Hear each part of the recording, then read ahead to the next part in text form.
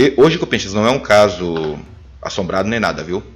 Eu gostaria de trazer um caso envolvendo os tribunais japoneses, até para a gente dar uma conferida em como é que é o sistema de tribunal japonês, como são um pouquinho das leis, durante esse material que eu vou rodar para vocês, de um caso super interessante, que ficou conhecido no Japão como o álibi de 1 segundo. O álibi, vocês sabem, né? Aquilo que exime a culpa de alguém, com 1 só segundo. Fascinante caso. E eu espero que vocês gostem. Bom, em 2012, Copinchas, houve um caso que foi notificado pelas TVs, pelos noticiários do Japão, envolvendo o senhor Hiroshi Enseki. Ok, Hiroshi Enseki, o ex-locutor da TV Hiroshima, lá de Hiroshima. Esse senhor que está aparecendo nas imagens, Copinchas, foi notificado que ele roubou, ou que ele teria roubado, dinheiro de um banco. Não assaltado, né? Apenas que teria subtraído um dinheiro e que havia provas. Inclusive ele foi taxado naquele momento pelos noticiários não como suspeito. Já foi colocado logo como ladrão.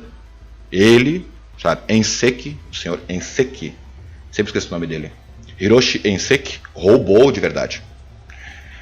Foi notificado assim, cara. Nossa. Bom, a polícia bateu na casa dele. Esse é o início do caso. Os policiais bateram na casa dele. Ele era ex-locutor, ele já estava aposentado da televisão e rádio de Hiroshima. Bateu na casa deles, os policiais se apresentaram. Nós queríamos conversar com o senhor. E a conversa foi bem estranha, bem intimidatória. No dia 24 de setembro de 2012, o senhor esteve no banco, tal, não é mesmo?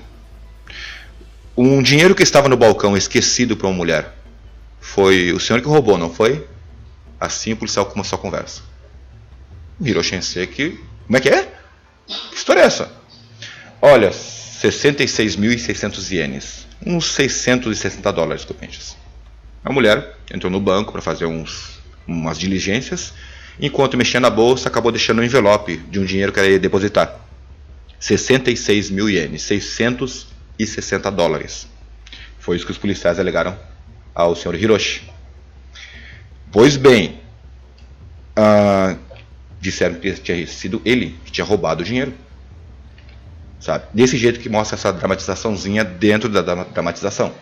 Ele pegou o envelope, tirou o dinheiro de dentro do envelope, que inclusive haviam moedas, 2 moedas, e colocou no bolso da camisa, aqui em cima do peito. Atenção para esse detalhe, viu? Atenção para esse detalhe. Foi o que os policiais alegaram. E eles disseram ainda, nós temos filmagens de que foi o senhor que roubou o dinheiro. E os senhores, vocês estão loucos? Não, realmente eu estive no banco.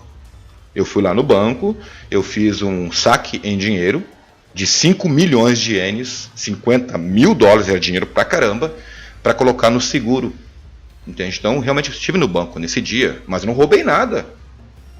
Sabe? Enfim, nesse momento, nesse momento da acusação, o caso ficou no disque-me disque.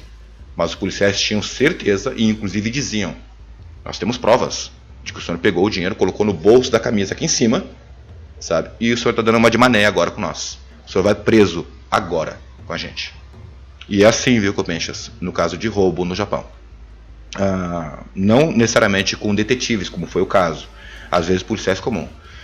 Te prendem, a chamada prisão de averiguação. 21 dias no mínimo de averiguação. É como a antiga prisão preventiva, a antiga prisão, acho que é preventiva aqui no Brasil, antigo, que hoje é só para o flagrante, né? Arrastaram ele, levaram para a delegacia e lá começou o inferno na vida desse homem. Interrogatório em cima de interrogatório. Acusações em cima de acusações. Tu roubou. Tu tirou o dinheiro. Confessa logo. Devolve o dinheiro. E ele era inocente, pelo menos ele estava dizendo que era inocente, esse senhor Hiroshi Enseki. Aqui, com o pente do caso, vai ficando cada vez mais complexo. Isso foi em 2012, tá? E foi se arrastando o caso. E uma incomodação tremenda. Houve um momento durante a investigação que a esposa dele e o filho foram visitar ele. No qual, na visita, a esposa e o filho, querido, diz que foi tu. Assume o crime. E os policiais também pressionando ele. Assume, são só 66 mil ienes, uma semana de trabalho, não é muito dinheiro não, assume.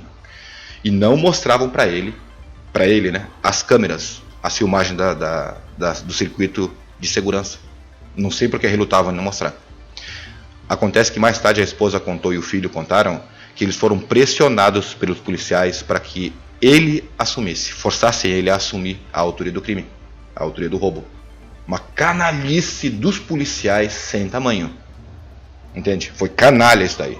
Uma covardia tremenda, que outros advogados até falaram, isso é canalice da polícia. Finalmente, durante a investigação da promotoria, o promotor finalmente mostrou as filmagens que não eram filmagens copenchas, eram fotogramas, apenas 4 fotogramas, porque o sistema de captura de imagens de segurança desse banco capturava segundo por segundo, só batia 1 segundo e ficava capturando os fotogramas, não de forma contínua, era como se fossem fotos, 4.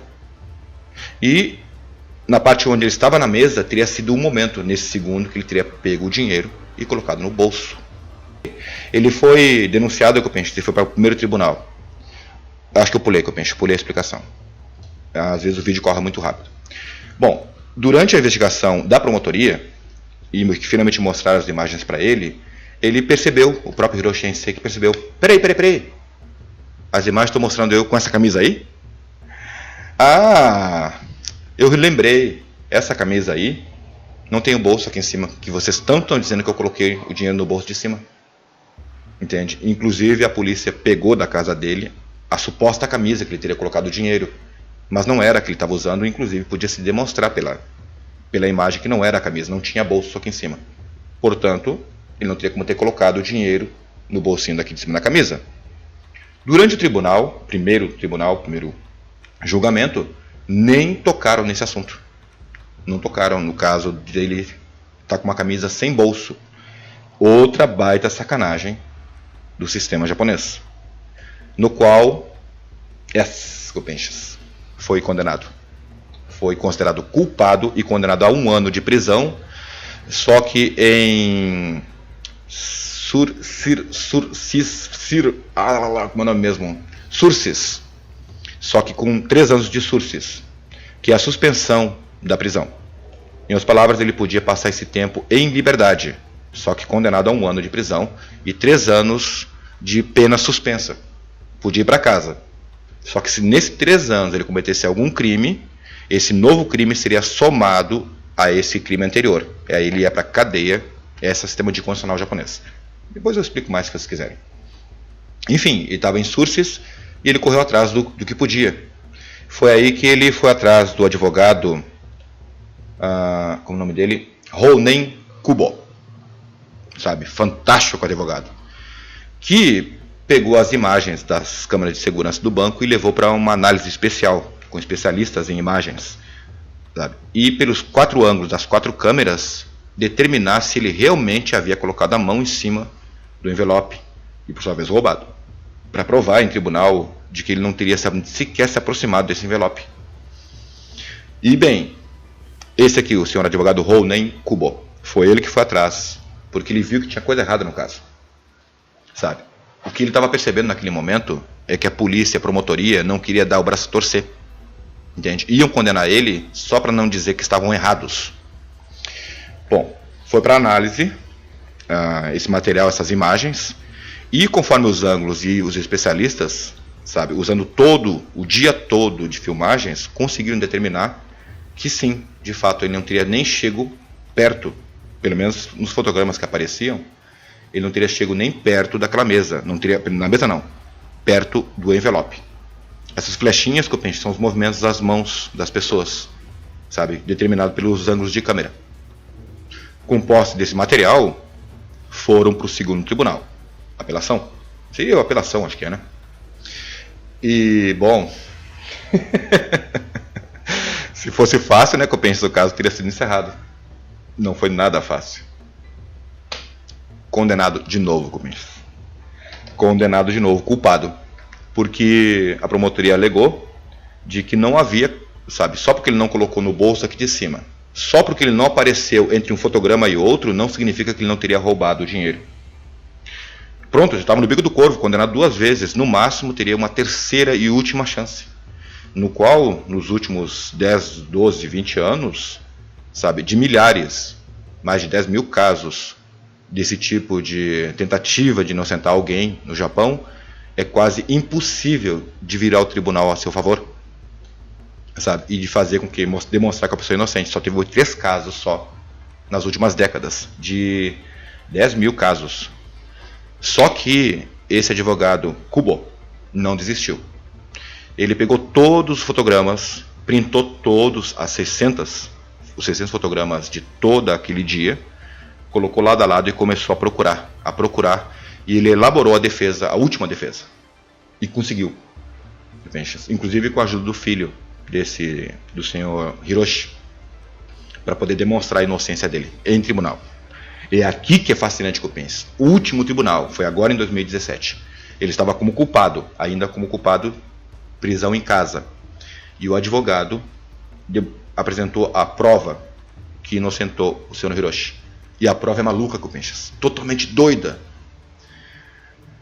A promotoria alegou, olha, por mais que ele não tenha sido filmado, pegando o dinheiro no envelope, entre um espaço e outro do fotograma, 1 segundo, ele teria pego o dinheiro e colocado em algum outro bolso. O advogado, por sua vez, fez testes com pessoas da mesma idade dele para ver quanto tempo se demoraria para pegar o dinheiro do envelope e colocar no bolso. 6 segundos era o tempo, por mais que fizessem, refizessem, sempre era 6 segundos. Nunca quebrava essa marca. Não dava tempo em 6 segundos. Entre o fotograma e outro só tem 1 segundo, Cupinchas. 6 segundos. Certo? Ele contratou, Cupinchas, um mágico. E o mágico, com as habilidades dele, com molinhas, conseguia esconder o dinheiro em 2 segundos. Entende? Conseguia fazer o que supostamente o Sr. Hiroshi teria feito em 2 segundos. Entre um fotograma e outro, só havia 1 único segundo de espaço vazio. Portanto, impossível do Sr. Hiroshi em Seki ter pego o dinheiro, e ainda mais com moedas, e colocado no bolso. E assim foi demonstrada a inocência desse ex-locutor. E a promotoria e o tribunal teve que passar essa vergonha. E agora em 2017, demonstrando que o sistema judiciário japonês é falho, é defeituoso e é um bando de teimoso que às vezes não quer dar braço a torcer, né? Passou a ser vergonha, Cupinchas. E o senhor Okubo, e aliás, né, Cupinchas, não coube no meu videozinho, né? O próprio senhor Hiroshi, o ex-locutor, ele, no tempo que ele estava em prisão domiciliar, ele pegava o megafone e a prestação de Hiroshima com o megafone. Esse é o nosso sistema, gente. Olha o que estão fazendo comigo. Ele fez uma movimentação imensa lá em Hiroshima, sabe, para tentar condenar e até se inocentar e também culpar o tribunal. E conseguiu, viu? Estragou bem a imagem do tribunal de Hiroshima, que por sua vez, o senhor Hiroshi Enseki gastou desde 2012 até 2017 nada menos que $100 mil, sabe, de honorários, correndo atrás de uma coisa que ele não devia, inocente. E agora, em 2018, ele está pleiteando uma indenização do governo e do tribunal. Fascinante, né, Cupinchas? Um álibi de 1 segundo entre um fotograma e outro. Era impossível dele pegar o dinheiro e esconder. Foi isso que inocentou ele. Cara, é uma das coisas mais fascinantes que eu já vi. Como que esse advogado conseguiu ter essa ideia, gente? 1 segundo, inclusive, contratar até mágico para ver se conseguia, sabe, tirar esse dinheiro e colocar no bolso. Esse caso que eu queria mostrar para vocês e mostrar um pouquinho de como é o tribunal japonês, como são os tribunais japoneses, até por nessa dramatizaçãozinha. E contar também, né, Copinchas, que o sistema de leis japonês, ele deriva... Onde é que está? Aqui. O sistema de leis do Japão, Copinchas, inicialmente deriva do sistema de leis francês. Estamos falando do século XIX, viu? E depois, na reformulação da Era Meiji, 1867 começou o período a Era Meiji, foi atualizado o sistema de leis e tribunais, colocando o sistema britânico e o sistema americano, integrando o sistema americano e britânico de tribunais no Japão. E, nesse período Meiji, boa parte, a maior parte, o sistema alemão. Entende? Por isso que ele é muito, muito parecido. O sistema de leis do Japão e o sistema de tribunais do Japão é extremamente parecido com o nosso aqui do Brasil, salvo algumas pequenas leis, algumas pequenas ressalvas. Lembrando que em 1945, com a ocupação norte-americana, as leis norte-americanas foram ainda muito mais integradas ao sistema de leis do Japão e de tribunais. Sobre a SURSIS, ele é muito utilizado no Japão. Tem no Brasil, só que não é muito falado, viu? SURSIS, a suspensão da pena por condicionais. E essa característica interessante da SURSIS japonesa, a suspensão da pena. A pessoa pode cometer um crime leve, digamos assim, ela toma 1 ano, 2 anos de cadeia, ou que o juiz determinar, conforme a culpa e conforme o crime, mas através da SURSIS, da suspensão condicional dessa pena, ela não necessariamente precisa ir para cadeia mesmo, vai para casa. Nesse período de tempo de SURSIS de 3, 5 anos, a pessoa não pode cometer nenhum crime acima de multas. Em ocasiões, viu, até uma multa de trânsito, o promotor pode muito bem cancelar a SURSIS e mandar ele para cadeia. Entende? Geralmente, multas eles ainda permitem, multa de trânsito. Mas enfim, um segundo crime, esse novo crime, a pena é somada à pena anterior. Se ele tomou 1 ano de cadeia lá e toma 2 anos aqui, agora são 3 anos.